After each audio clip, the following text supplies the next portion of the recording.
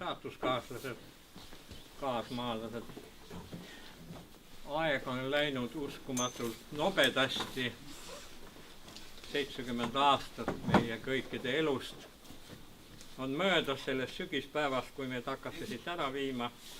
Ma lehitsesin täna hommikul Tuult ja Roosis oma arhiivi, mida ma pidasin hoolega 70. aastate algul, ja ma tahan oma lühikest ülesastumist täna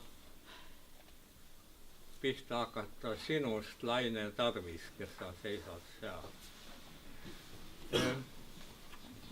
Sõjatuli oli löömanud juba 5 aastat, kui me mõtleme, et Teine maailmasõda algas sakslaste minekuga Poolasse 1. september 1939, aga tänasel kuupäeval, 25. oktoobril, täpselt 70 aastat tagasi, Laine, läks sinu kodukülas põlema sinu kodutalu ja põles maani maha. Nii et sa oled olnud 70 aastat ilma koduta. Sul oli vend ja õde ja teie perekond täienes veel jaanuaris 1945 Saksamaal ja teie perekonna nimi tookord oli loomulikult Aaslaid, nagu me kõik teame.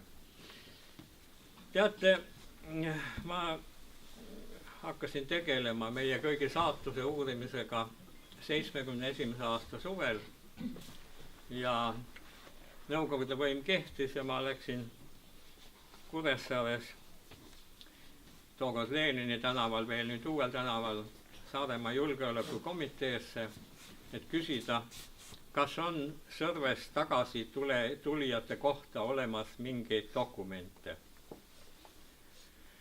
Mulle näidati kaustikut, mille järgi me olime tagasi tulnud aastatel 45–48 Saaremaale Sõrve tagasi 2209 inimest.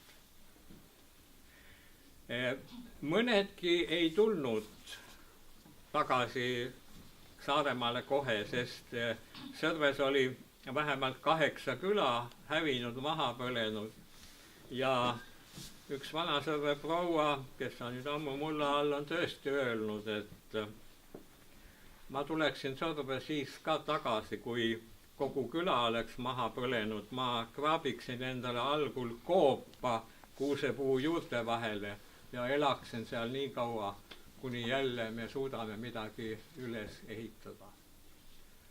Sõrve oli Eesti kõige vaesem, kõige lasterikkam ja kõige elujõulisem kant üleüldse. Ma tõin kuu aega tagasi Kuressaares ühe näite, kuidas sõdulased selle ilmajäätuse ja tuulte all elamise ja vaesuse juures tahtsid elust ikkagi ka kõike ilusat saada ja üle elada. Ja Tartus kirjandusmuuseumis on need kirjeldused olemas, kui Sõrves keeti pulmi enne sõda ja sajandi algul. Siis elati sedavõrd vaeselt, et küla elanikke mingitki osa ei suudetud pulma kutsuda, kuna ei suudetud kogu seltskonda